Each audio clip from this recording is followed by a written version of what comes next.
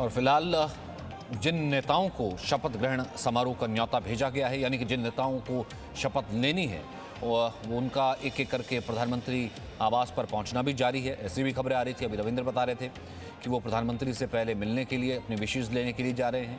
एक official visit होता है जिसमें प्रधानमंत्री से एक अनौपचारिक तरीके से मुलाकात की, किस तरीके का मंत्रिमंडल रहने वाला है, किस तरीके की आगे उनकी जो वर्क कल्चर है वो रहने वाला है। संभावित नाम आपको दिखा देते हैं। ज्योतिरादित्य सिंधिया सबसे बड़ा नाम, मध्य प्रदेश से कांग्रेस से आए थे। सर्बानंद सोनोवाल असम से, पूर्व मुख्यमंत्री पशुपतिनाथ पारस बिहार, अब एलजेपी के कोटे से बनते हैं। चिराग कह रहे हैं कि निर्दलीय होना चाहिए। अनुप्रिया पटेल अपना दल से, इस बार सहयोगियों को मौका मिल रहा है, पिछली बार अपना दल शामिल नहीं हुआ था। नारायण राणे महाराष्ट्र से बड़ा नाम, अनुभवी नाम, अब उन्हें कैबिनेट की वक्त मिलती है कि राज्य मंत्री, ये देखना होगा। अश्विनी वैष्णव ओडिशा का एक बड़ा चेहरा। शांतनु ठाकुर पश्चिम बंगाल से।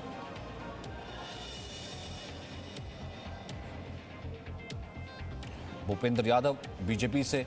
तो ये संभावित नाम हैं जिनका इस वक्त जो एक फाइनल कंफर्मेशन भी एक एक करके सामने आ रही है। रविंद्र हमारे साथ मौजूद है। रविंद्र, आप इस लिस्ट को और कंफर्म कर दीजिए, कौन कौन से लोग हैं, कौन कौन से नेता जो इस वक्त पीएम हाउस पहुंचे हैं प्रधानमंत्री से मिलने के लिए, उनके विशेष लेने के लिए, ये भी थोड़ा बता दीजिए। देखिए सचिन, प्रधानमंत्री के साथ सभी संभावित मंत्रियों की बैठक शुरू हो गई है। चाय पर चर्चा, पहले भी आपसे बात हुई थी, चाय पर चर्चा शुरू हो गई है और इस बैठक में बीजेपी अध्यक्ष जेपी नड्डा, गृह मंत्री अमित शाह और बीएल संतोष बीजेपी के संगठन महामंत्री, ये भी मौजूद है। और जो जानकारी के अनुसार, हालांकि थोड़ी देर बाद ही जो तस्वीर आएगी अंदर से, उससे क्लियर होगा कि कौन कौन से मंत्री अब आपसे थोड़ी देर बाद ही 6 बजे शपथ लेने वाले हैं, जो प्रधानमंत्री के साथ चाय पर चर्चा कर रहे हैं, उनसे मार्गदर्शन ले रहे हैं। लेकिन जो अभी तक की जानकारी के अनुसार नारायण राणे, अजय भट्ट हो या फिर हिना गावित, अजय मिश्रा, ज्योतिरादित्य सिंधिया, शोभा करंदलाजे, कपिल पाटिल, अनुप्रिया पटेल, इस तरह के जो नेता हैं, वो मीनाक्षी लेखी, ये सब वहाँ, पशुपति पारस, अनुप्रिया पटेल,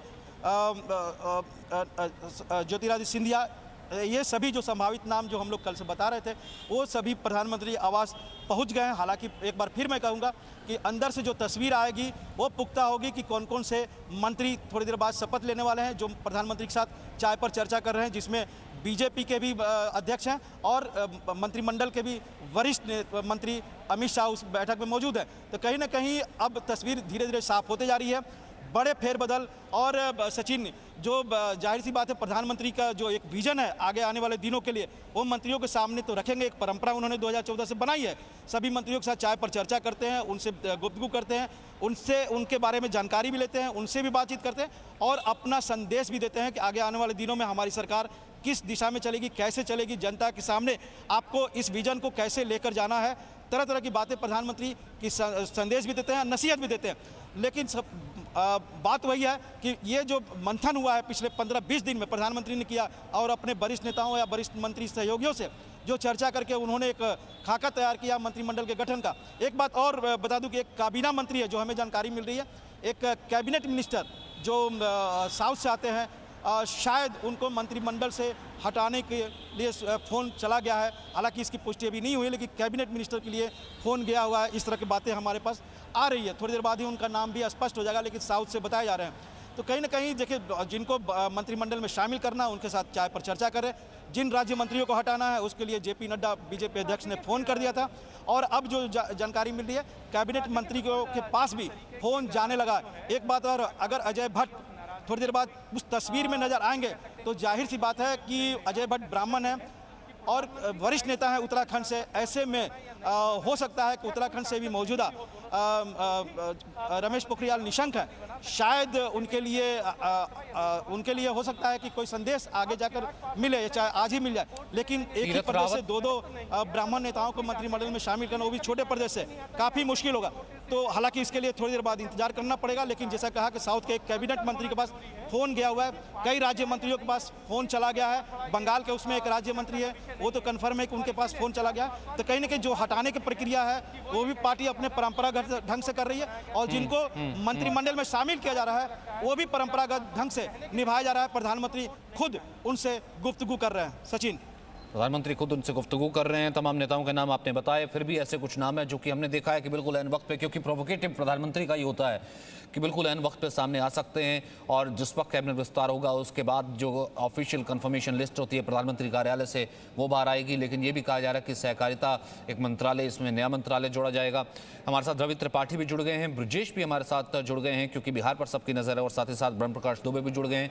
रवि त्रिपाठी, फिलहाल अगर आप जो कि संभावित चेहरे रविंद्र बता रहे हैं आपके पास भी हैं वो नाम, आप अगर यहाँ से देखते हैं कि 2 पश्चिम बंगाल से, उत्तरांचल से तीरथ रावत को भी न्योता दिया गया है, यहाँ पर भट्ट साहब हैं, और उससे पहले अगर बात की जाए बिहार का रिप्रेजेंटेशन होगा, यूपी में चुनाव है, असम से जो है पूर्व मुख्यमंत्री सोनोवाल जो है वो यहाँ पर आ रहे हैं। जब इस पूरे आप इस संभावित चेहरों को देखते हैं, कैसा आपको ये नज़र आता है?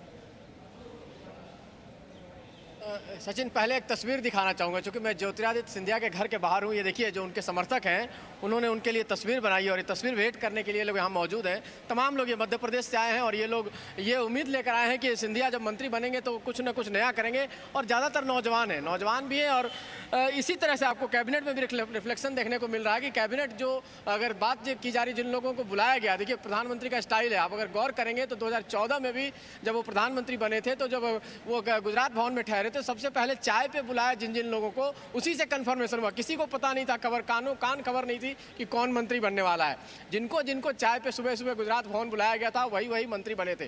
तो इस बार भी जिनको जिनको खाने के समय बुलाई, तो लंच आवर एक तरह से कहा जाए तो लंच पे बुलाया गया, क्योंकि डिनर के समय में तो आपको वही होना है, शपथ ग्रहण समारोह होना है। तो कुल मिला जुला कर देखा जा रहा है कि जो यूथ है उस पर फोकस है, और एक्सपीरियंस देखिए कई सारे जो पूर्व मुख्यमंत्री हैं उनको जगह दी जा रही है। पार्टी में जो अजय भट्ट विपक्ष के नेता रहे हैं, वहाँ प्रदेश अध्यक्ष रहे हैं, लंबा उनका एक्सपीरियंस है काम करने का, तो ऐसे लोगों का। और रविंदर सही कह रहे हैं कि अगर अजय भट्ट आ रहे हैं, उत्तराखंड में भी चुनाव होने वाला है, चूंकि वहाँ एक राजपूत कम्युनिटी से जो मुख्यमंत्री बनाया गया है, तो ब्राह्मण कम्युनिटी को यहाँ मौका दिया जाना, इसका मतलब ये हो सकता है कि निशंक साहब जो शिक्षा मंत्री हैं, उनको हो सकता है कि उनको हटाया जा सकता है अपने पद से। तो ऐसा माना जा रहा है कि 3 से 4-5 मंत्रियों की छुट्टी भी होगी, और तमाम नए चेहरे आने वाले, और नए जितने भी चेहरे आने वाले, चाहे बिहार से देखिए, बिहार से नीतीश कुमार, चाहे आपको आरसीपी सिंह ने कल ही कह दिया था कि हम जो है पिछड़े तबके को और जो नीचे जो गरीब तबका है उसको एड्रेस करेंगे। उसी हिसाब से एक और स्टाइल है ये, रविंदर ज्यादा अच्छे से जानते हैं ना। रविंदर, उसके अलावा जो मैं ब्रह्म आपके पास आता हूँ। रविंद्र, शायद एक ये स्टाइल है ना, जैसे निशंक साहब का नाम यहाँ पर लिया, और भी 2-3 और मंत्री आपने कहा कि फोन जाने शुरू हो गए, तो यानी पहले ये बता दिया जाता है कि आपका जो ये सिलेक्शन है वो परफॉर्मेंस के आधार पर हुआ है, परफॉर्मेंस ही पैमाना होगा, यानी कि मिल जाए तो ज़्यादा खुश नहीं, और जब पद खींच लेंगे तो फिर गम नहीं। सचिन, मैं बता दूं कि पिछले 10 दिन से, चाहे वो राज्य मंत्री हो या एमओएस इंडिपेंडेंट हो या फिर कैबिनेट मंत्री हो, सबके चेहरे से हवाइयाँ उड़ी हुई है। और जो जानकारी है सचिन, कि पिछले 15-20 दिन में प्रधानमंत्री ने जो मंत्रियों के साथ मंथन किया और उनके विभागों पर चर्चा की, तो मैं बता दूं कि उसमें से अधिकतर मंत्रियों के कामकाज से प्रधानमंत्री नाखुश रहे, ऐसा हमारे जानकारी है। तो कहीं ना कहीं सभी मंत्रियों को लग रहा था, और जिस तरह से चाहे निशंक हो या फिर जो साउथ के मंत्री हो, और उनको हवाइयाँ उड़नी थी और फ़ोन जाने लगे। मैं बता दूं कि कल रात में एक और बता दूं दिलचस्प बात, जो हमें जानकारी मिल रही है, हालांकि इसकी पुष्टि नहीं कर सकते हैं, लेकिन कल सभी मंत्रियों से, जो कैबिनेट मंत्री है उनका जो ऐसा कहा गया कि आप सीधे संपर्क वाले, उनका फ़ोन नंबर चाहिए। तो कहीं ना कहीं बड़े लेवल पर मंथन भी हुआ था, और हटाने की जो प्रक्रिया रही है वो भी निभाया गया। एक बात और मैं अपडेट दे दूं सचिन, कि हो सकता है, जो संभावना है, जो सूत्रों से जानकारी मिल रही है हमें, अनुराग ठाकुर जो वित्त राज्य मंत्री हैं, पुरुषोत्तम रुपाला जो गुजरात से राज्य मंत्री हैं, और जी किशन रेड्डी जो होम मिनिस्टर है एमओएस है, इनको प्रमोट किया जा सकता है। ये प्रमोट किया जा सकता है, ये मैं कहूं कि हालांकि इसकी पुष्टि होना बाकी है, क्योंकि 6 बजे शपथ ग्रहण होगा, उसके बाद नई सूची जारी होती है कैबिनेट की, जिसमें कैबिनेट मिनिस्टर और एमओएस इंडिपेंडेंट और राज्य मंत्रियों की सूची जारी होती है। लेकिन जो हमें जानकारी मिल रही है उसमें अनुराग ठाकुर, पुरुषोत्तम रुपाला और जी कृष्ण रेड्डी को प्रमोट किया जा सकता है। यानी परफॉर्मेंस जो बार बार हो रहा है, प्रधानमंत्री ने जो परफॉर्मेंस ऑडिट खुद किया, और जो अमित शाह और राजनाथ सिंह और जेपी नड्डा से उस पर चर्चा की, तो कहीं ना कहीं परफॉर्मेंस में ये तो मिली है ना, नेताओं से मिली है और मंत्रियों से मिली है, जो हमारे तो वो खुद कह देते हैं ये तो वो खुद कह देते हैं कि हमें पता ही नहीं लगता है कि हमारे डिपार्टमेंट की बात या हमारे काम की बात कैसे प्रधानमंत्री तक पहुंच जाती है, कौन देता है, कौन पहुंचता है। यानी कि 4 आंखें 12 हाथ की तरह जो है प्रधानमंत्री काम करते हैं और एक एक इन्फॉर्मेशन वहां तक रहती है और तभी रिपोर्ट कार्ड भी तैयार हो जाता है। ब्रह्म प्रकाश दुबे, आपके पास क्या अपडेट है इसको लेकर के, फिर उसके बाद ब्रजेश आपके पास आता हूँ। सचिन, देखिए, मैं इस वक्त पशुपति कुमार पारस के घर पर मौजूद हूं और आप पीछे देख भी सकते हैं, हमारे कैमरा पर्सन तस्वीरें दिखाएं।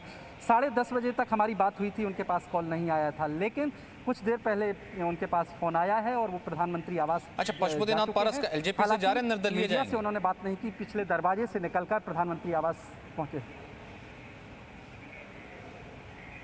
देखिए सचिन, एलजेपी से दोनों गुट दावा कर रहे हैं। पशुपति कुमार पारस कह रहे हैं कि असल में उन्हीं की पार्टी एलजेपी है, लेकिन कल जिस तरह से चिराग पासवान ने बयान दिया और उन्होंने प्रधानमंत्री से एक तरह से अपील भी की थी कि असली पार्टी उन्हीं की है, लोक जनशक्ति पार्टी। और ये हालांकि उन्होंने ये भी कहा है कि प्रधानमंत्री का अपना निर्णय है कि किसको शामिल करना है, किसको नहीं, लेकिन एक तरह से संदेश चिराग पासवान ने ये दिया कि असल में जो लोक जनशक्ति पार्टी है वो असल में उन्हीं की पार्टी है, जिससे वो यात्रा निकाल रहे हैं। ऐसे में आगे अब ये चुनाव आयोग और जो आगे गया है मामला, वो फैसला करेगा कौन पार्टी का असल में अध्यक्ष है, किस गुट को के पक्ष में फैसला जाता है। लेकिन अभी चूंकि 5 सांसद हैं पशुपति कुमार पारस समेत, लिहाजा इनको न्योता दिया गया है मंत्रिमंडल में शामिल होने का। आप देखिए, इस जो ये मंत्रिमंडल का विस्तार हो रहा है, इसमें तमाम राज्यों में जो एनडीए के गठबंधन के सहयोगी हैं उनको समुचित स्थान दिया जा रहा है। चाहे उत्तर प्रदेश से अनुप्रिया पटेल को देखें, क्योंकि उत्तर प्रदेश में तो विधानसभा चुनाव होने हैं, इस लिहाज से भी आप कह सकते हैं कि तमाम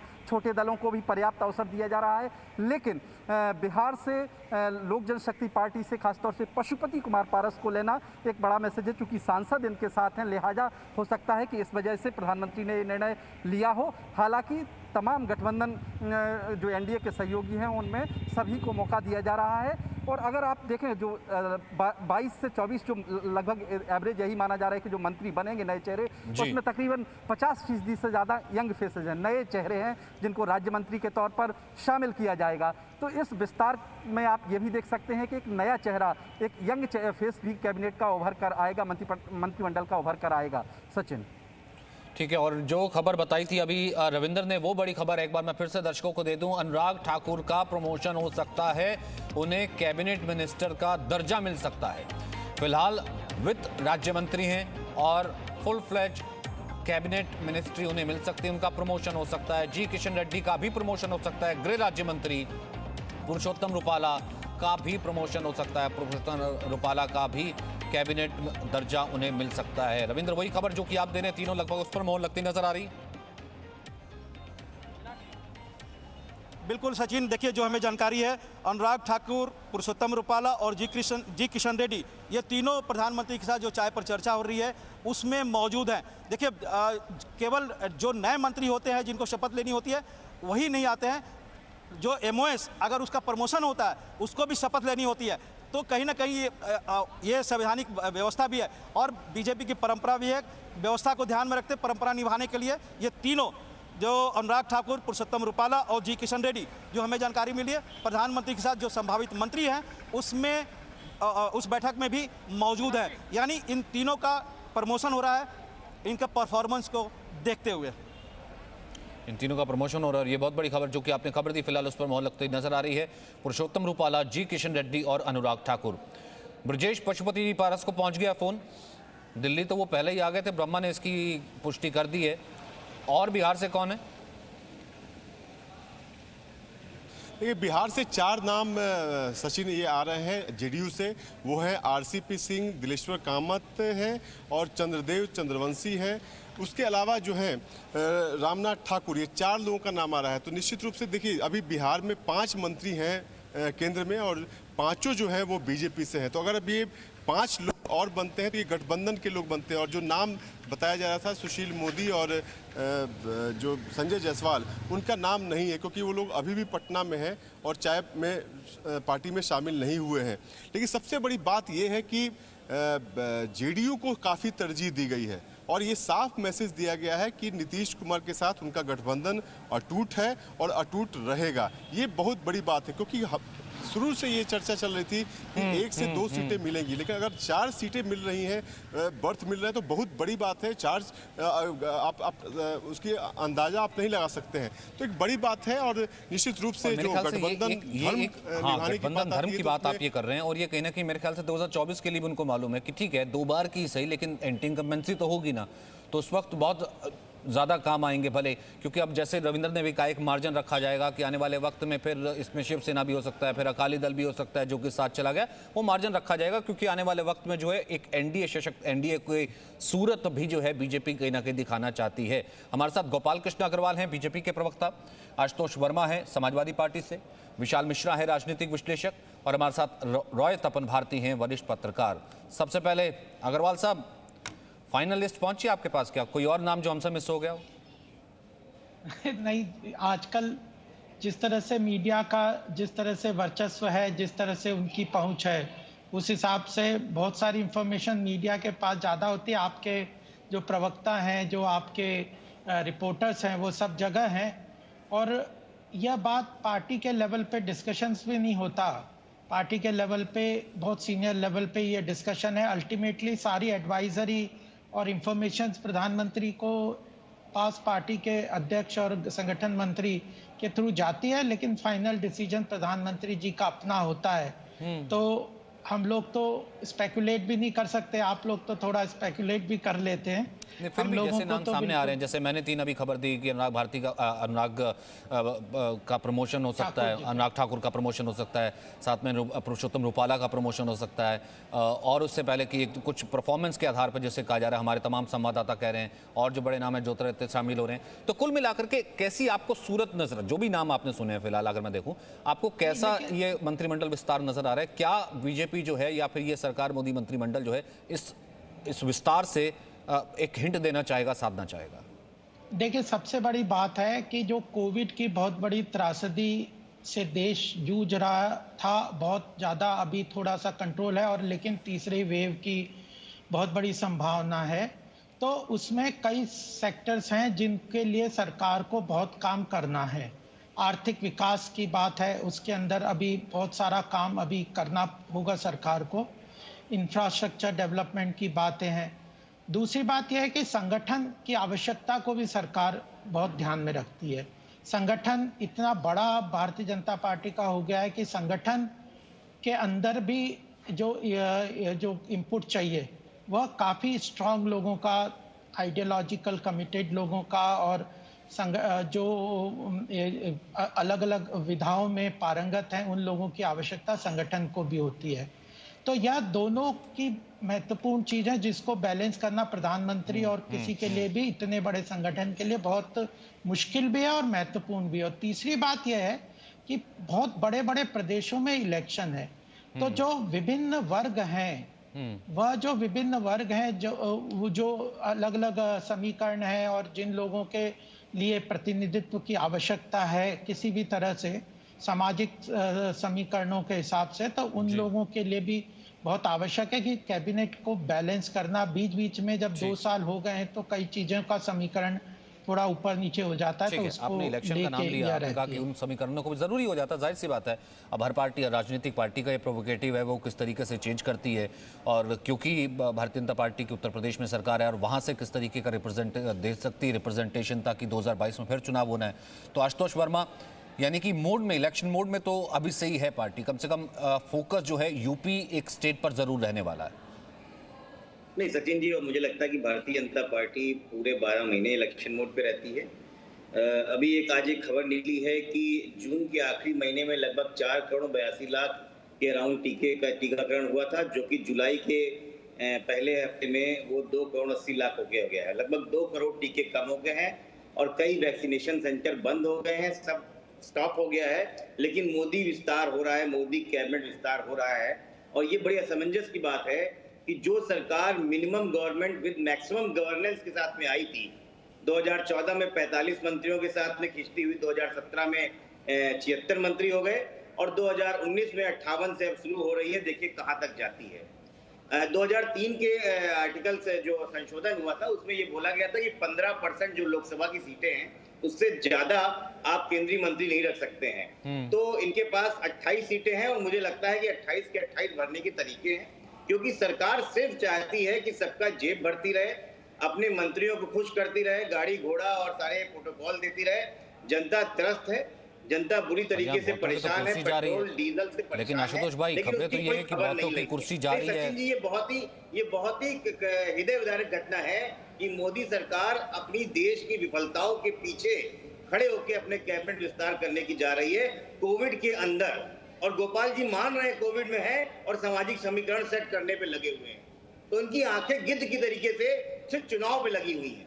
देश की जनता तो मर ही चुकी है, 4-5 लाख लोग मर गए हैं, उस देश का प्रधानमंत्री चुनाव के लिए लगा हुआ है। शर्म आती है मुझे ऐसे लोगों पे। जवाब दे दीजिए गोपाल कृष्ण अग्रवाल, फिर विशाल मिश्रा। देखिए, जो काम कर रहे हैं उनके लिए तो इन्हें शर्म आ रही है। जो 16-16, 18-18, 20-20 घंटे काम कर रहे हैं, पार्टी का पूरा संगठन सेवाई संगठन के अंतर्गत। 5 लाख लोग नहीं, सुन लीजिए, आपको मैंने सुन लिया आपकी ज्ञान 18 घंटे। हाँ, अरे आपका ज्ञान हमने सुन लिया, आपका ज्ञान बहुत सुन लिया। बहुत तो लोग इनको, आशुतोष जी को बहुत लोग तो खराब लग रहे हैं, लोग मर गए हैं। और जो ट्विटर पर बैठे हैं, फिर आशुतोष सुन लीजिए, आप यही बात दोहरा रहे हैं ना। आपने कहा कि 4-5 लोग मर गए, फिर भी विस्तार क्यों हो रहा है? यही आपने कहा ना कि ये हृदय विदारक है आपके हिसाब से, यही कहा ना, उसी का जवाब दे रहे हैं गोपाल कृष्ण अग्रवाल। आपने सवाल पूछा, पार्टी के प्रवक्ता हैं और उस पार्टी की सरकार है, जवाब सुन लीजिए, फिर उसके बाद में आ जाता हूं। मैं सुन तो लीजिए ना भाई, आपको सुन रहे थे ना भाई, आपका इस चीज पे ऑब्जेक्शन है तो सुन लीजिए, कोई बात नहीं, वो जवाब दे रहे हैं इसका, बोलिए। उसके बाद अगर इन्हें कुछ कहना होगा तो आशुतोष जी आप स्वतंत्र हैं। पहली बात यह है कि पार्टी, आशुतोष जी अच्छा सुन तो लीजिए ना आशुतोष भाई, आपने कहा वैक्सीनेशन सेंटर बंद हो गए हैं, मुआवजा देने के पैसे नहीं, और भी जो भी आपके पॉइंट्स से ऑब्जेक्शंस थे मैंने लिए ना, उसको ठीक है, उसको गोपाल कृष्ण अग्रवाल एड्रेस कर रहे हैं, फिर विशाल मिश्रा। ठीक, देखिए, सबसे पहली बात मैं ये कह रहा हूं कि संगठन जो है, सेवाई संगठन के द्वारा क्षेत्र में हर वैक्सीनेशन सेंटर में जाना, गरीबों को प्रॉपरली राशन कार्ड के द्वारा खाना पहुंचे, इसके लिए सरकार पूरी तरह से प्रतिबद्ध है और काम कर रही है। माइग्रेशन लेबर्स के लिए जो जिस तरह की आवश्यकता है, उसके लिए पार्टी, पूरा संगठन सब जगह काम कर रहा है। और एक तरफ सरकार 18-18 घंटे, 20-20 घंटे प्रधानमंत्री खुद व्यक्तिगत रूप से काम कर रहे हैं, सारे मंत्री काम कर रहे हैं। तो और वह लोगों तो इन्हें लग रहे हैं कि वो तो काम नहीं कर रहे, और इनके जो नेता हैं जो ट्विटर पे 4-5 दिन बाद एक ट्वीट कर देते हैं और एक सोशल मीडिया पे कुछ भाषण दे देते हैं, और वह इनको लगता है कि समाज के लिए बहुत बड़ा काम कर रहे हैं। अभी राजस्थान, भारतीय जनता पार्टी को, सचिन जी, अरे सुन लो ना, सुन लो, बहुत सुन लिया आपका ज्ञान, तभी गर्त में गिरते जा रहे हो बुरी तरह। करो, कम से कम भाषण मत करो, चुप रहो, गर्त में गिरे जा रहे हो। राजस्थान में जो तुम्हारा हाल हुआ है वह, और पंजाब में तो, पंजाब में आपस में लड़े जा रहे हो, छत्तीसगढ़ और झारखंड में क्या हाल है।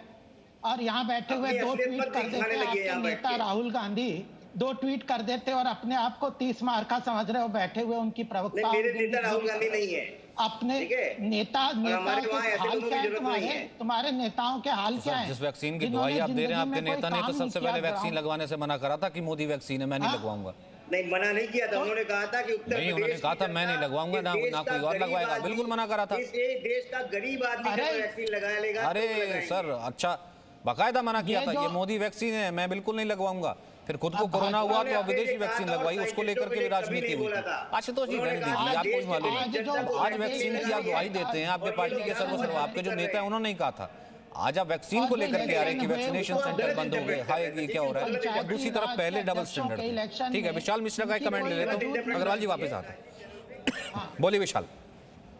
देखिए सचिन जी, कौन कैबिनेट में आएगा या कौन मंत्रिमंडल में आएगा या कौन जाएगा, ये तो प्रधानमंत्री जी का प्रेरोगेटिव है। तो आज मुझे समझ में नहीं आ रहा कि विपक्ष को किस बात की दिक्कत हो रही है। क्या मंत्रिमंडल का विस्तार नहीं होना चाहिए? क्या 15% का जो भी कैप समाजवादी पार्टी के प्रवक्ता बता रहे थे, क्या उसका वायलेशन हो रहा है? और मान्यवर जब सीटें खाली हैं और मान्यवर जब अतिरिक्त प्रभार है लोगों पर, तो क्या उसका डिस्ट्रीब्यूशन नहीं होना चाहिए? क्या आप अपने जैसे आपकी समाजवादी पार्टी एक परिवार के लिए ही समाजवाद है, उसके लिए समाजवाद एक परिवार ही समाजवाद है, तो क्या आप मंत्रिमंडल को भी समझते हो कि सिंगल हैंडेड होना चाहिए? ये कौन सी आपकी मानसिकता है?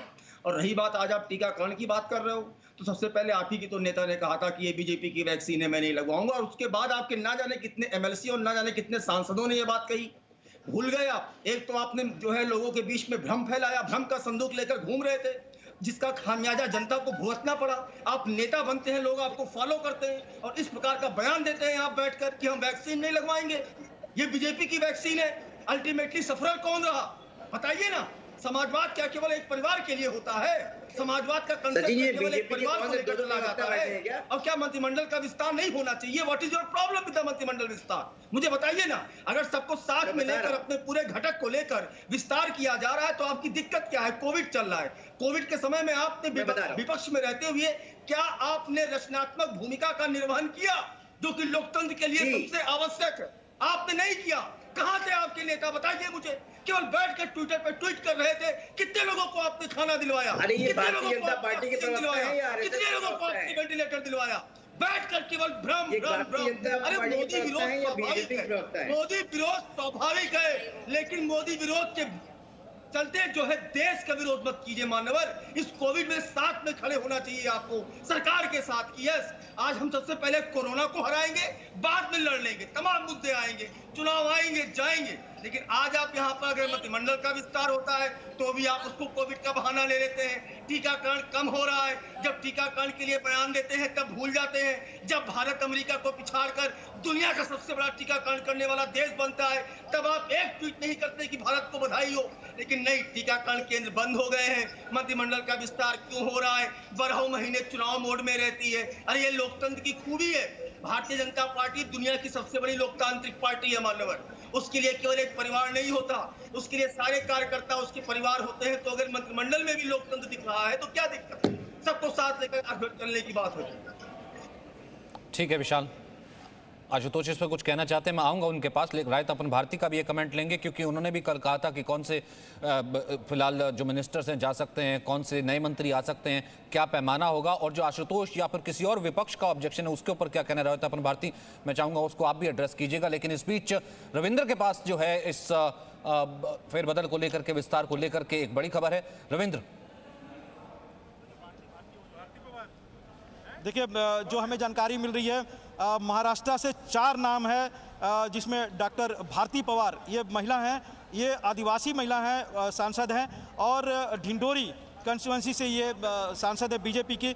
ये इनको मंत्री बनाया जा रहा है और प्रधानमंत्री के साथ ये अभी जो टी चाय पर चर्चा चल रही है उसमें मौजूद है, ऐसी सूचना है। नारायण राणे, कपिल पाटिल, इनका नाम पहले ही हम लोगों ने बात की थी, और इनके अलावा डॉक्टर भागवत कराड, ये 4 नाम है महाराष्ट्र से। तो कहीं ना कहीं आप देखिए कि नारायण राणे भी हैं, कपिल पाटिल भी हैं, डॉक्टर भागवत करार, क्योंकि प्रधानमंत्री जो माना जा रहा है कि इस मंत्रिमंडल के विस्तार में जो नए मंत्री आएंगे उनके लिए जो रिसर्च हुआ था या मंथन हुआ था उसमें एक क्राइटेरिया ये भी था कि वो परफॉर्मेंस तो दे, और ये भी था कि ये भी सर्च किया गया कि कौन कौन सांसद बहुत ज़्यादा पढ़े लिखे हैं, जो तकनीक मामले में एक्सपर्ट है, या किसी ऐसे फील्ड में जो विशेषज्ञ हैं जिनकी सेवा इस सरकार में ली जा सकती है। तो कहीं ना कहीं डॉक्टर भागवत कराड उसी दृष्टि से देखा सकता है, और डॉक्टर भारती पवार ये आदिवासी फेस भी हैं। तो जो अति पिछड़े हैं उनको भी तरजीह दी गई है, तकनीक को तरजीह दी गई है, नारायण राणे को तरजीह दी गई है, और कपिल पाटिल ये महाराष्ट्र से। तो कपिल पाटिल ये महाराष्ट्र से। राय तपन भारती, आप इसके ऊपर अपने कमेंट दे दीजिए कि कल हमने देखा था कि 20 से ज़्यादा ओबीसी की बात आ रही थी, SC ST की भी बात थी, और आज आदिवासी चेहरा भी, और पढ़े लिखे अनुभवी जैसे नारायण राणे हैं अनुभवी चेहरा, और जो बाकी और चेहरे हैं उसमें शांतनु ठाकुर है पश्चिम बंगाल से आ रहे हैं। कुल मिलाकर के भूपेंद्र यादव है बीजेपी का एक अनुभवी चेहरा, युवा भी हैं। तो कोशिश ये जो की जा रही है इसे आप कैसे देख रहे हैं? आपका इसके ऊपर एक कमेंट। देखिए, भूपेंद्र यादव मोदी जी के बहुत विश्वस्त साथी हैं। एक बार उनको राष्ट्रीय अध्यक्ष बनाने की भी सोचा था उन्होंने। बहरहाल वो JP नड्डा जी को मिला। मैं असल में एक चीज़ में सचिन जी कहना चाहता हूँ कि अटल जी जब प्रधानमंत्री बने इतनी बड़ी संख्या में लोकसभा के सांसद उनके साथ नहीं थे। मोदी जी के साथ जो 2 साल पहले इलेक्शन हुआ 353 लोकसभा सदस्य उनके साथ थे, जिसमें से 303 तो उनके बीजेपी के ही थे। इतने बड़े पैमाने पर सांसद होने के बावजूद बहुत कंफर्ट पोजीशन में है। मोदी जी के सामने सरकार गिरने और न गिरने का सवाल ही नहीं है। वो दरअसल में आगे आने वाले इलेक्शन और कोविड के टाइम में जो कुछ सरकार की खामियां उजागर हुई उसमें लगा कि कुछ मंत्री ढीले ढाले हैं, कुछ अच्छे मंत्रियों की ज़रूरत है, कुछ दूसरे दलों से आए हुए नेताओं को भी सम्मानपूर्वक जगह देनी थी।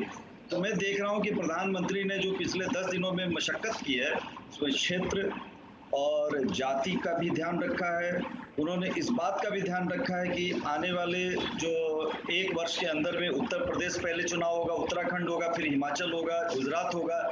इन राज्यों पर भी उनकी नज़र है कि कैसे वहाँ पर, महाराष्ट्र पर भी उनका ध्यान है। वहाँ के नेताओं को भी, नारायण मुख्यमंत्री रह चुके हैं, उन्होंने काम किया है और शिवसेना की अंदरूनी कमजोरियों को भी जानते हैं, क्योंकि उनकी राजनीति जो है शिवसेना से चमकी थी, तो वो जानते हैं कि किसको लाने से क्या होगा। एक बात और सचिन जी, मैंने गौर किया, जितने भी संभावित मंत्रियों के नाम आपने बताए, आपके रिपोर्टर ने बताया, लगभग मैं सहमत हूँ, उनके क्वालिफिकेशन बहुत अच्छे हैं। कोई भी किसी की भी पढ़ाई में मतलब कि ग्रेजुएशन से तो कम कोई नहीं है। और मैं ये देख रहा हूँ, आपको एग्जाम्पल के लिए मैं बताऊं, उत्तराखंड से अजय भट्ट का नाम आया है। अजय भट्ट की लॉयल्टी भी एक्सट्रीम पर है। अजय भट्ट को कई बार चर्चा हुई कि उत्तराखंड के मुख्यमंत्री बनेंगे या प्रदेश अध्यक्ष तो रह चुके थे। और अब भी जब बीजेपी में कुछ चल रहा था ऊपर नीचे, तीरथ रावत जब हटे हैं, तो उसके वक्त भी अगर कोई मीडिया से बात कर रहा था, सब कुछ कर रहा था, पूरा क्राइसिस मैनेजमेंट कर रहा था, अजय भट्ट ही कर रहे थे। अजय भट्ट बहुत ही बैलेंस तरीके से कर रहे थे और कहीं भी वो दुखड़ा नहीं दिखा रहे थे कि नए व्यक्ति को मुख्यमंत्री बना रहे हैं। तो ये सारी चीजों को परख कर मैं देख रहा हूँ कि प्रधानमंत्री ने जिम्मेदारी दी है और अगले 1-2 वर्ष तक मॉनिटरिंग होगी। 2 वर्ष मुझे लगता है इसलिए प्रधानमंत्री को 26 महीने की देरी हुई कि बीच में कोविड की जो 2 लहर आ गई, उस लहर के कारण जो देश में जो अव्यवस्था और भी कुछ समस्याएं देश में आई, जिसके कारण परेशानियां हुई, ये दूसरी और तीसरी लहर के बीच में जो क्षणिक समय मिला है, इसका प्रधानमंत्री जल्दी से जल्दी लाभ उठाना चाहते हैं कि संसद का सत्र आना है, उसके पहले कीजिए। अच्छा, फ्रेंडली होना बहुत जरूरी है। जब तक आप अफसरों को नहीं जानेंगे, समस्याओं को नहीं जानेंगे, तो पार्लियामेंट में जवाब देना भी बड़ा मुश्किल होता है। वहाँ एक से एक अचानक सवाल आते हैं और आपने मंत्रालय का काम नहीं जाना है, तो बहुत तेजी से काम करना है। ऐसे टैलेंटेड लोगों की तलाश खोज थी और यहाँ पर मुझे लगता है कि प्रधानमंत्री बिना भयभीत शब्द तो ठीक नहीं है प्रधानमंत्री के लिए, बिना ये संकोच किए हुए कि किसी को बुरा लगे, आ जाइए तो खुशी नहीं, क्योंकि अब तो आपको काम करना है, परफॉर्म करना है। और अगर आपका पद छिन जाए तो गम नहीं, क्योंकि फिर और किसी काम में लग जाइए और मेहनत कीजिए, कहीं ना कहीं मंत्र ही रहता है। और क्या इसमें 2024 का चेहरा भी है, ये भी मैं आपसे जानूंगा। लेकिन सतीश प्रकाश भी हमारे साथ जुड़ गए हैं बीएसपी से, एक बार उनसे भी कमेंट ले लेते हैं। सतीश प्रकाश, आपकी आज के इस सरकार के विस्तार पर, मोदी मंत्रिमंडल के पहले विस्तार पर फर्स्ट कमेंट। आवाज आ रही सतीश प्रकाश, या शायद आपका फोन कट गया? नहीं, आवाज नहीं आ रही। रवि त्रिपाठी, मैं आपका रुख कर लेता हूं। कितने बजे तक, यानी कि आपको जो प्रोटोकॉल लिस्ट मिली है उसके हिसाब से क्या क्या कितने बजे तक कैसे कार्यक्रम शाम का रहना है? देखिए, जो जानकारी मिली है, जो लिस्ट आ रही है राष्ट्रपति भवन से, उसके हिसाब से 6 बजे शपथ ग्रहण समारोह है और 5, 5:15 से आपके पास तस्वीरें देखनी शुरू हो जाएंगी जब सारे मंत्री वहां पहुंचने शुरू हो जाएंगे। लगभग गेस्ट लिस्ट कहा जा रहा है कि 400 के आसपास के गेस्ट लिस्ट है जो लोग वहां आकर बैठेंगे। लेकिन लगभग मंत्रियों की संख्या बहुत ज़्यादा बताई जा रही है, लगभग 2 दर्जन से ज़्यादा, लगभग 30 के आसपास मंत्री होंगे, जिसमें आपको कैबिनेट मंत्री 5 के आसपास कैबिनेट मंत्री होंगे, उसके अलावा MOS होंगे, 3 से 4 MOS होंगे और जो राज्य मंत्री होंगे उनकी संख्या सबसे ज़्यादा होने वाली है। तो कुल मिला जुलाकर 30 के आसपास ये मंत्री और बाकी जो गेस्ट होंगे उनकी संख्या होगी और 5 बजे से ये लोग वहाँ पहुँचना शुरू हो जाएंगे। 5:30 बजे के आसपास वहाँ सब लोग मौजूद होंगे और 6 बजे के आसपास शपथ ग्रहण समारोह शुरू होगा राष्ट्रपति भवन में। कुल मिला जुलाकर देखिए तो एक कमाल का एक कम्बिनेशन है, यूथ है, एक्सपीरियंस है और साथ साथ जो परफॉर्मर और नॉन परफॉर्मर की लिस्ट, आप जैसे आप भी चर्चा कर रहे हैं कि जो नॉन परफॉर्मर उसको विदाई होगी, जो परफॉर्मर उसको मौका दिया जाएगा। चाहे वो ज्योतिरादित्य सिंधिया हो, जिन्होंने बाई इलेक्शंस में पार्टी को जिताया, वहाँ सरकार गिराई पहले कांग्रेस की और फिर बीजेपी की सरकार बचाने में उनका बड़ा रोल रहा है। अब देखिए सर्बानंद सोनोवाल, जिन्होंने मुख्यमंत्री के तौर पर चुनाव लड़ा, चुनाव जीता, उसके बाद उन्होंने सेक्रीफाइस करके उनको यहाँ मौका दिया जा रहा है क्योंकि उनके साथ एक्सपीरियंस है। नारायण राणे फॉर्मर CM रहे हैं, उनको मौका मिल रहा है। जो आप जैसे अजय भट्ट का नाम लिया था, अजय भट्ट विपक्ष के नेता के तौर पर काम किया, उन्होंने पार्टी अध्यक्ष के तौर पर काम किया। तो जो लोगों ने परफॉर्म किया है, चाहे पार्टी के अंदर चाहे सरकार में जहां भी रहकर रोल में किया है, उन सबको मौका मिल रहा है और साथ साथ नए चेहरे जैसे जो नए चेहरे, यंग जो चेहरे हैं, उनको मौका दिया जा रहा है। उत्तर प्रदेश में जो बात की जा रही थी कि जो जातिगत समीकरण को साधा जाएगा, उसमें पंडित भी, ओबीसी भी, दलित भी, सारे लोगों को साधने की कोशिश की जा रही है। जो सहयोगी हैं, खासतौर पर सहयोगियों को साधा जा रहा है। देखिए, पहली बार 2019 के बाद मैं बार बार कह रहा हूँ कि चूंकि ऐसा मैसेज जा रहा था कि बीजेपी को सहयोगियों की जरूरत नहीं है, सहयोगियों को अब दरकिनार कर रहे थे, शिवसेना ने साथ छोड़ा, अकाली दल ने साथ छोड़ा, अनुप्रिया पटेल को मौका नहीं मिल रहा था, तो कहीं ना कहीं अब बीजेपी ने सहयोगियों की चिंता करनी शुरू कर दी है, क्योंकि उनको 2022 की भी चिंता है और 2024 की भी चिंता है। तो ये जो कैबिनेट विस्तार है उसमें 2022 की भी झलक आपको दिख रही है, जिसमें उत्तर प्रदेश और उत्तराखंड में चुनाव होने वाला है, जिसमें आपको ठाकुर और पंडित वोटर जो है, ब्राह्मण वोटर, उनको भी साधना है, और साथ साथ 2024 में आपको सारे सहयोगियों को साथ लेकर चलना है कि कहीं कोई गलती, कहीं कोई मैसेज ना जाए कि बीजेपी अहंकार में चल रही है और अहंकार में कोई गड़बड़ी ना हो जाए। बिल्कुल, अहंकार में कोई गड़बड़ी ना हो जाए। सतीश प्रकाश, पहले आप तक आवाज नहीं पहुंची थी, एक कमेंट आपका मैं ले लेता हूं इस कैबिनेट एक्सपेंशन पर और इन आते हुए नामों पर, चेहरों पर, जिसमें कहा जा रहा है performance is the only criteria, फिर उसके बाद मैं आगे बढ़ूंगा। कैबिनेट का विस्तार करना किसी भी सरकार का अपना खुद का एक इंटरनल होता है, इसमें ज्यादा कुछ कहने वाली बात नहीं। लेकिन आप एक चीज देखेंगे कि अगर आप उत्तर प्रदेश को पॉलिटिक्स को देखेंगे, उत्तराखंड की पॉलिटिक्स को देखेंगे, स्पष्ट बहुमत होने के बावजूद भी अगर आपको उत्तराखंड में जाकर के 3-3 मुख्यमंत्री बहुत कम समय अंतराल के ऊपर आपको बदलने पड़ रहे हैं। उत्तर प्रदेश में यही हालात है। तमाम जो ओबीसी के जो लीडर्स है, जिनका ये आरोप है कि उत्तर प्रदेश की योगी सरकार में उनकी बातों को सुना नहीं जा रहा था, और यही बात उन्होंने मोदी जी से भी कही है कि मोदी जी ने 2017 में, 2019 में उत्तर प्रदेश में यही बात आकर के जब कहा कि भाई मैं पिछड़ा हूं और मुझे वोट दीजिए और हम उत्तर प्रदेश में पिछड़ा मुख्यमंत्री भी बनाएंगे। लेकिन उत्तर प्रदेश में जब पिछड़ा मुख्यमंत्री बनाने की बात आती है तब पिछड़ों को पीछे कर दिया जाता है, अगड़ों को आगे कर दिया जाता है।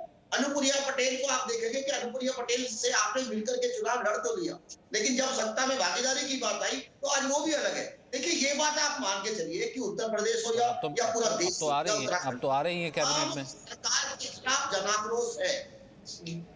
कैबिनेट का विस्तार उस जनाक्रोश को खत्म तो नहीं कर सकता, हाँ उससे लोगों का मन थोड़ा डाइवर्ट कर सकता है।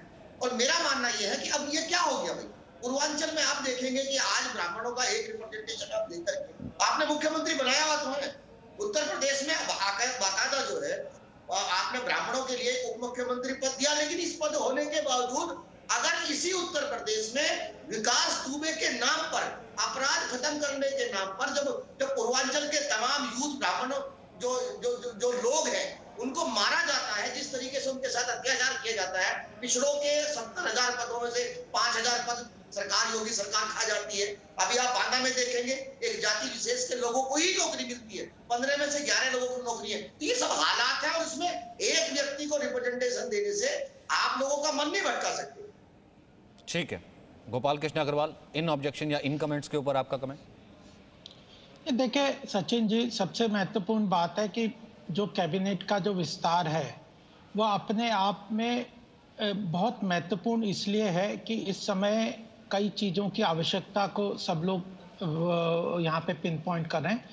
दूसरा क्या है कि जो इलेक्शंस का मैंने बता ही दिया उसके लिए भी बहुत ज़रूरी है, लेकिन जो पूरी तरह से कार्य किया जा रहा है और ये जो कह रहे हैं कि परफॉर्मेंस इवैल्यूएशन में जो जिन लोगों को अगर चेंज करते हैं तो उनकी नॉन परफॉर्मेंस के लिए करते हैं, यह बात से हमारा पूरा वाकिफ उस तरह से नहीं रखते, क्योंकि संगठन की बाकी आवश्यकताओं को ध्यान में रख के भी कई डिसीजंस लिए जाते हैं। उन सब डिसीजंस के अनुसार सारा काम किया जा रहा है और उसी तरह से किया जाएगा।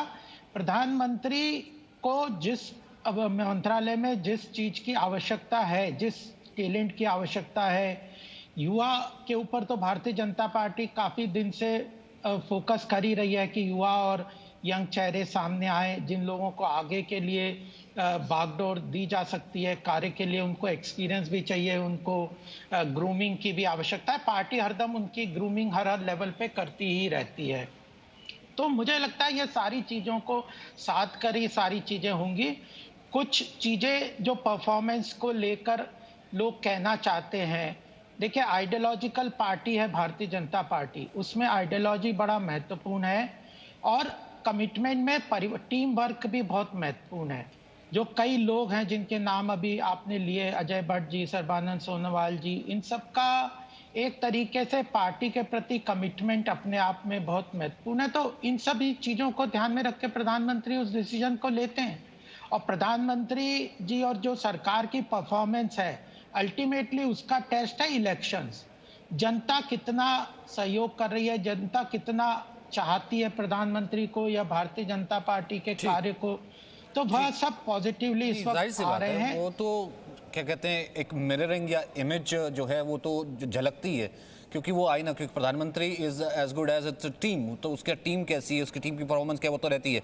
रविंद्र, आपके पास इस वक्त और कोई इन्फॉर्मेशन और इस वक्त चल क्या रहा है, क्या खबरें आपके पास और आ रही?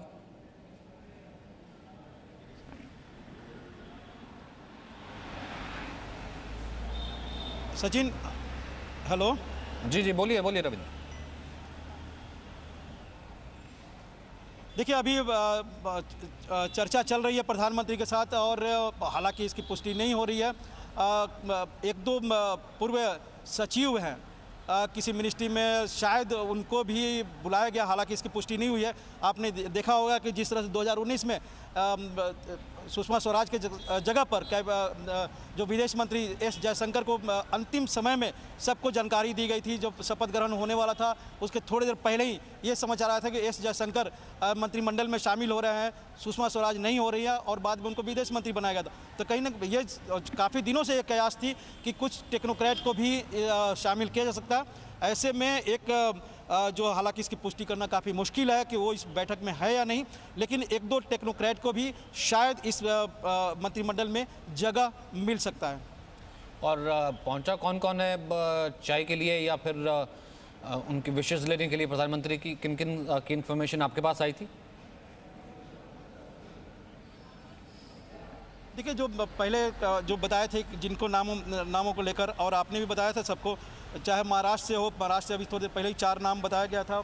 इसके अलावा हरियाणा से, हालांकि ये भी कहना सुनीता दुग्गल भी इस बैठक में है, ऐसा कहा जा रहा है। लेकिन उसके लिए पहले भी हमने कहा सचिन की एक तस्वीर जारी होगी उसमें, या फिर सूची जारी होगी, उसी से पता चलेगा कि कौन कौन है असल में। लेकिन जो हमें इधर उधर से जानकारी मिल रही है उसके अनुसार सुनीता दुग्गल हरियाणा से हो सकती हैं इस जो चाय पर चर्चा हो रही है प्रधानमंत्री के साथ उसमें। इसके अलावा जैसा कि एक टेक्नोक्रेट का नाम लिए जो पूर्व सचिव है, जिन्होंने स्वच्छ भारत को काफ़ी मुहिम को आगे बढ़ाया था, शायद वो भी हैं, हालांकि इसकी पुष्टि भी करना काफ़ी मुश्किल है। इसके अलावा अनुराग ठाकुर, इसके बारे में चर्चा हो चुकी है, जी किशन रेड्डी वगैरह को, जिनका पुरुषोत्तम रुपाला, और फिर ज्योतिरादित्य सिंधिया, शोभा करांडे, ठाकुर अगर जाते हैं फुल कैबिनेट फ्लैज में, वर्मा, फुल कैबिनेट बर्थ में, तो इसका मतलब वित्त राज्य मंत्री भी फिर कोई नया आ सकता है। और यही चीज़ पुरुषोत्तम रुपाला और जो है दूसरे प्रोफाइल के साथ भी जी किशन रेड्डी, गृह राज्य मंत्री। देखिए बिल्कुल सचिन, देखिए ये लोग चाहे अनुराग ठाकुर या फिर जी किशन रेड्डी, एमओएस है, प्रमोशन कोई जरूरी नहीं कि कैबिनेट का हो, एमओएस इंडिपेंडेंट भी एक प्रमोशन होता है जिसके लिए फिर उनको शपथ लेनी पड़ेगी। तो कहीं ना कहीं प्रमोशन हो रहा है उनका परफॉर्मेंस को देखकर तीनों मंत्रियों का।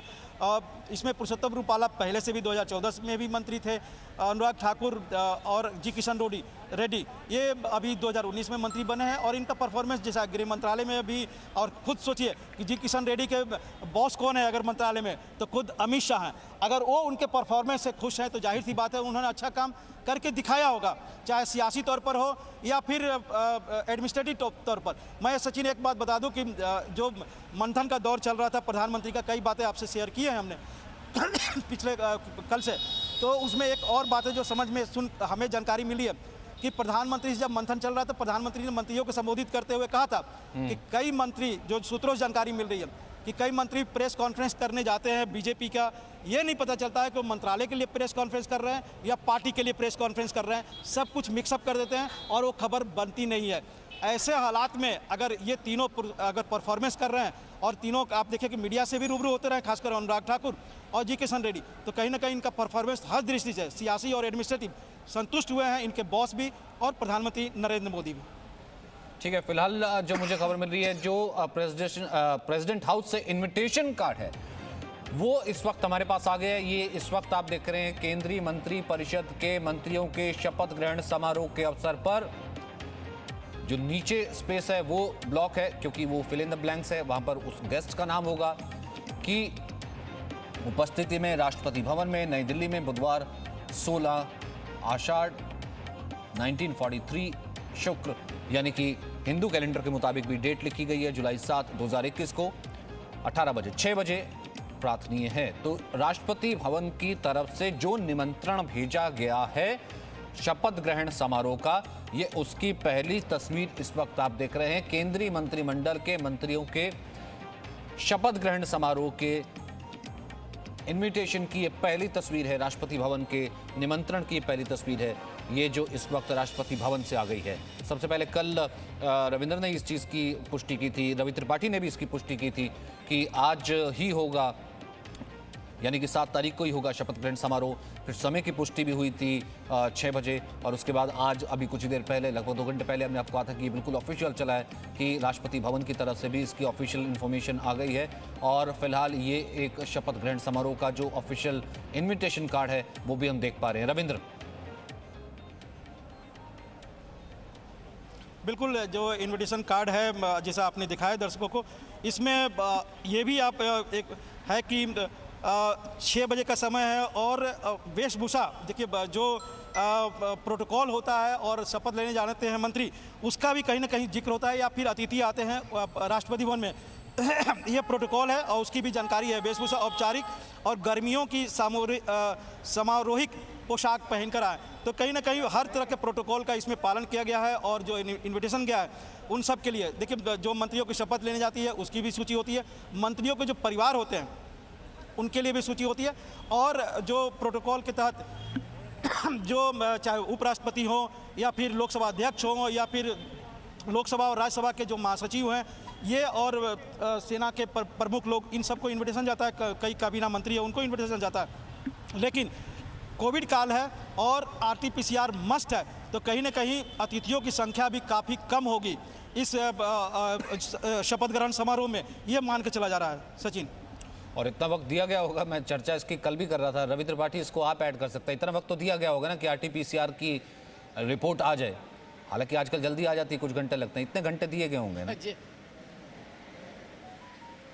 नहीं, बिल्कुल बिल्कुल, देखिए जानकारी सबको थी, कोई ये बता नहीं रहा था। देखिए आप जान रहे हैं कि मोदी सरकार में लीकेज नहीं है। इस 7 साल में हम लोग कोशिश करते हैं कि कुछ खबरें ऐसे लीक हो जाए, तो लीक होने वाली चीज़ें बहुत कम निकलती है, एक आधी खबरें आपके पास आ पाती है। अदरवाइज जो चीज़ बताई जाती है, जो ऑफिशियली आती है, वही आप बता पाते हैं। तो वैसी स्थिति में जानने के लिए हम जब सबको फ़ोन करते थे, सब कहते थे कि अभी हमारे पास कॉल नहीं आया, तो सुबह तक भी कोई ये कंफर्म करने को तैयार नहीं था कि हमारे पास फ़ोन आया है। जब लोग घर के लिए निकलना शुरू हो गए प्रधानमंत्री से मिलने के लिए, तब ये होगा कि सब लोग वहाँ जा रहे हैं। और कौन कौन जा रहा है, आप देखिए लिस्ट में कितना बदलाव हुआ होगा, आपको खुद लग रहा होगा कि कल तक हम किसका लिस्ट में नाम ले रहे थे और आज किनका लिस्ट में नाम ले रहे हैं। तो कई सारी चीज़ें बदलाव होती है और इसमें कयास लगाना मुश्किल होता है। लेकिन देखिए प्रधानमंत्री का काम करने का एक तरीका है, गोपनीयता भी रखनी चाहिए इस मामले में, सबको ये बताया जाता है और ये अंदाज है उनका कि सबको ये ब्रीफ किया जाता है कि मीडिया में जाने से पहले आपको जो चीज़ों का ध्यान रखना है कि किन बातों को बोलना है, किन को नहीं बोलना है। तो उसको ध्यान में रखते हुए 3 दिन पहले लगभग मुझे लगता है, देखिए हमने खबर संडे तक ये खबर आ गई थी, सैटरडे संडे तक ये खबर आ गई थी कि कैबिनेट विस्तार होने वाला है। कब होगा इसको लेकर कयास लगाए जा रहे थे, कोई कह रहा था बुधवार होगा, कोई कह रहा था बृहस्पतिवार होगा, कोई पहले सोमवार कह रहा था। तो इसका मतलब था कि कहीं ना कहीं पार्टी में तैयारी और सरकार में तैयारी चल रही थी, और इसलिए जिन नेताओं को जानकारी देनी होती है, देखिए ऐसे ऐसे नाम है जिनका नाम कहीं चर्चा में नहीं था लिस्ट में, तो इन नेताओं को जानकारी मिली थी और कितने चुपचाप, कितनी शांति से इन्होंने चीज़ों को रखा होगा अपने पास, कितना दबा के रखा होगा, जिसका अंदाजा आप लगा सकते हैं। जो कुछ नाम थे जिनको हम लोग कन्फर्म मान के चल रहे थे, ज्योतिरादित्य सिंधिया, सर्बानंद सोनोवाल जिनको लाया जाना है, नारायण राणे जिनका नाम कन्फर्म माना जा रहा था, अनुप्रिया पटेल चूँकि मिल चुकी थी पहले, उनका नाम कन्फर्म माना जा रहा था, बिहार से कुछ नाम लिए जा रहे थे, उनका नाम ही नहीं है। देखिए सुशील कुमार मोदी हो चाहे तमाम, उनके नाम ही नहीं है। पहले कयास आदमी तमाम लगाते हैं, तो तमाम लोगों को जिनको भी RT-PCR कराना होगा, जिनको उसमें रहना होगा शपथ ग्रहण समारोह में, चाहे तो वो शपथ लेंगे, चाहे शपथ ग्रहण समारोह में बैठेंगे, पार्टी के लोग होंगे, चाहे कैबिनेट मंत्री होंगे, चाहे तमाम जो सीनियर लोग होंगे, उन सब का RT-PCR टेस्ट करा लिया गया होगा। क्योंकि इस सरकार का तरीका आप जानते हैं, हर कुछ परफेक्शन के साथ होता है, हर कुछ गोपनीयता के साथ होता है और कहीं कोई कमी छोड़ी नहीं जाती है। और अब प्रधानमंत्री मोदी का तो स्टाइल माना जाता है ये कि कहीं ना कहीं लीकेज एकदम ना हो और कहीं पता चल गया। देखिए कई बार तो ऐसी होती है कि आपकी खबर अगर आ गई और मीडिया में ज़्यादा चल गई तो उस डेट को चेंज कर दिया जाता है, ऐसी भी खबरें निकल के आती है। कई बार पता चलता है मन की बात को लेकर जो तमाम बातें उनके जो प्रधानमंत्री अपनी बातें एड्रेस करते हैं इंडिया को, कई बार किसी ऑल इंडिया रेडियो पर चाहे कहीं दूरदर्शन की तरफ से ट्वीट कर लिया जाता है, उसको चुप वापस लेना पड़ता है। तो ये स्थिति है इस सरकार में कि कहीं लीकेज ना हो, खबर जो जाए पुख्ता खबर जाए और जो सरकार की तरफ से दी जाए खबर वही चले, ये कोशिश होती है। जाहिर सी बात है, और ये गोपनीयता हमेशा रहती है, और ये कहीं ना कहीं जैसे कहते हैं टाइट लिप, ये उन नेताओं के ऊपर भी आ जाता है, वो भी बिल्कुल कहीं नाम नहीं लेते हैं। और ये बहुत बार हमने देखा है कि जो लिस्ट कई बार आई होती है उससे कई बार कुछ नाम ऐसे आ जाते हैं जो इतने ज़्यादा चौंकाने वाले होते हैं जो किसी ने एक्सपेक्ट नहीं किया था। जैसे एस जयशंकर का नाम आया था जिस वक्त मोदी मंत्रिमंडल ने शपथ ग्रहण करनी थी। रविंद्र, जिनको हटाया जाना है या जिनकी परफॉर्मेंस ठीक नहीं है, वो लिस्ट कितनी है या कितनी हो सकती है, इस बारे में भी कोई इन्फॉर्मेशन पता लगी? कौन है वो?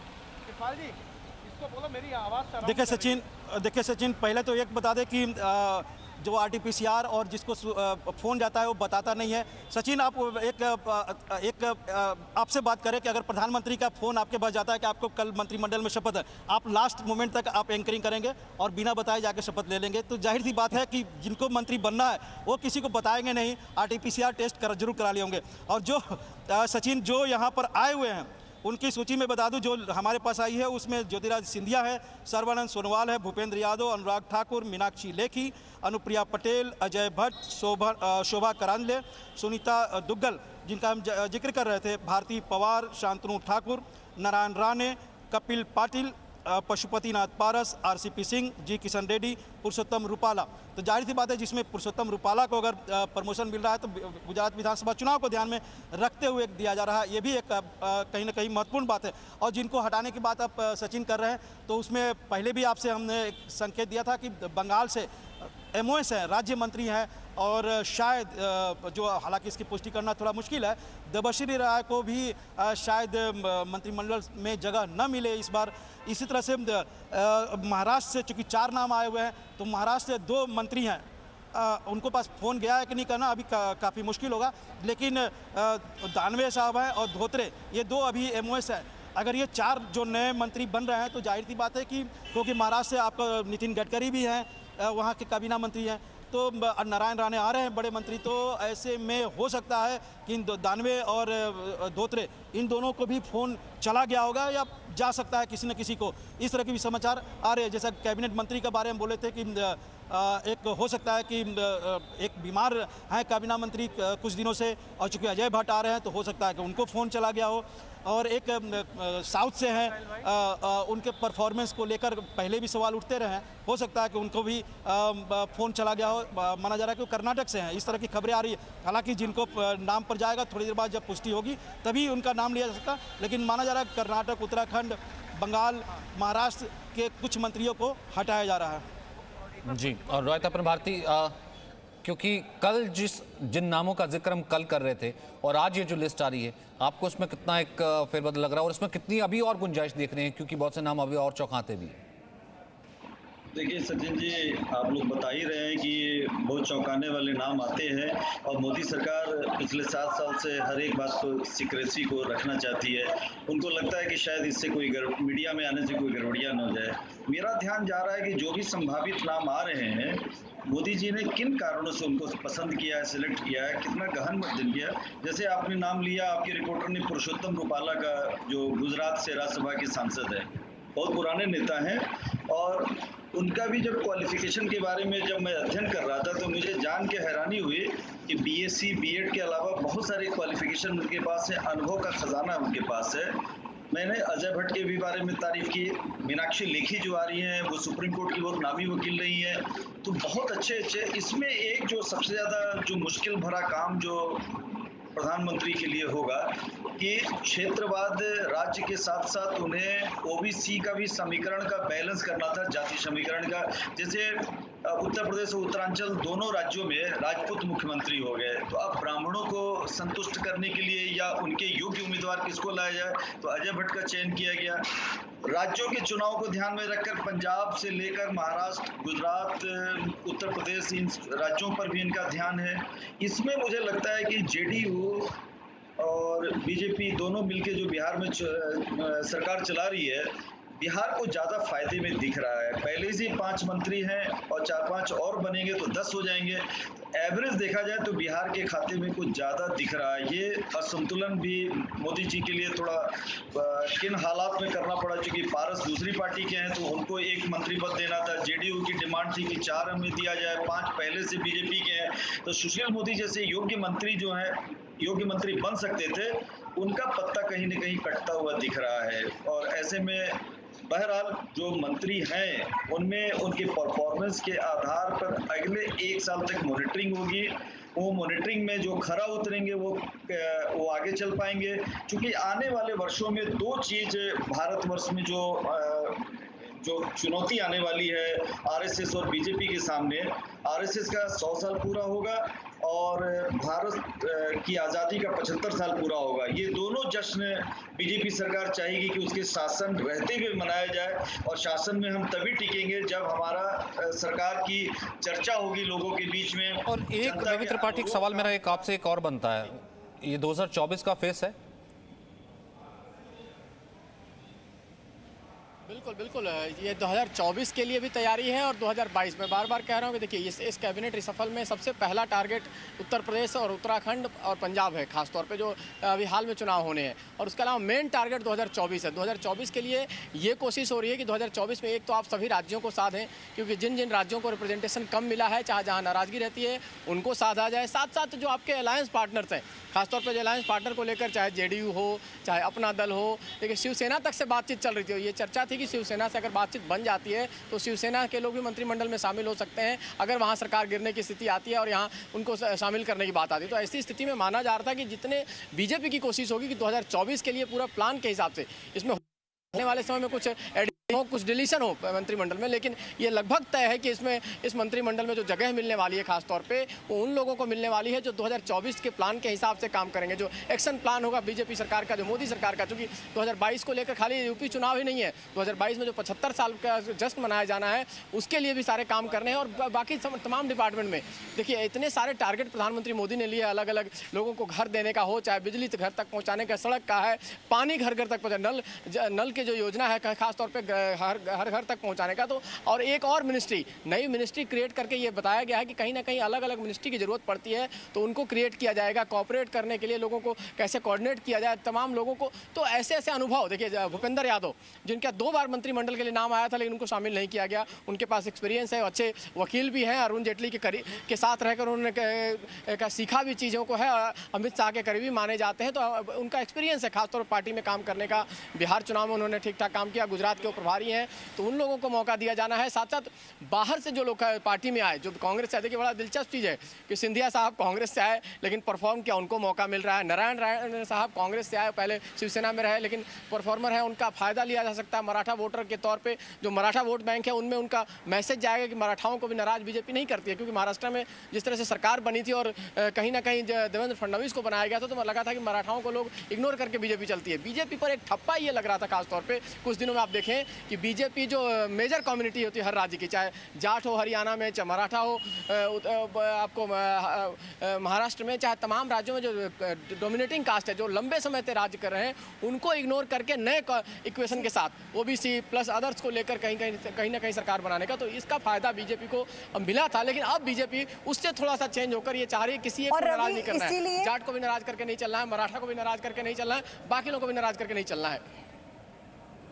रवि, और इसी बीच एक बड़ी खबर यह है कि कई भावी मंत्री पीएम मोदी से मिलने के लिए पहुंचे हैं। लगातार जो सिलसिला जारी है सुबह से पहुंचने का, मंत्रियों के, नेताओं के, भावी मंत्रियों के, वो हमने आपको बताया। इसमें कुछ पूर्व मंत्री भी रहे हैं, कद्दावर चेहरे हैं, बड़े चेहरे हैं, राज्य मंत्री भी हैं जिन्हें बड़ी जिम्मेदारी दी जा सकती है। हालांकि एक तरह की एक फॉर्मेलिटी होती है प्रधानमंत्री के साथ मुलाकात। कैबिनेट का पहला विस्तार होने वाला है शाम 6 बजे। जो सूत्रों के हवाले से जी न्यूज ने बड़ी खबर दी है, हम लगातार इस खबर पर बने हुए हैं, पल पल की अपडेट, पल पल की जानकारी आप तक पहुंचा रहे हैं। लेकिन संभावित मंत्रियों से मुलाकात कर रहे हैं प्रधानमंत्री मोदी, उनके आवास पर पहुंचे हैं।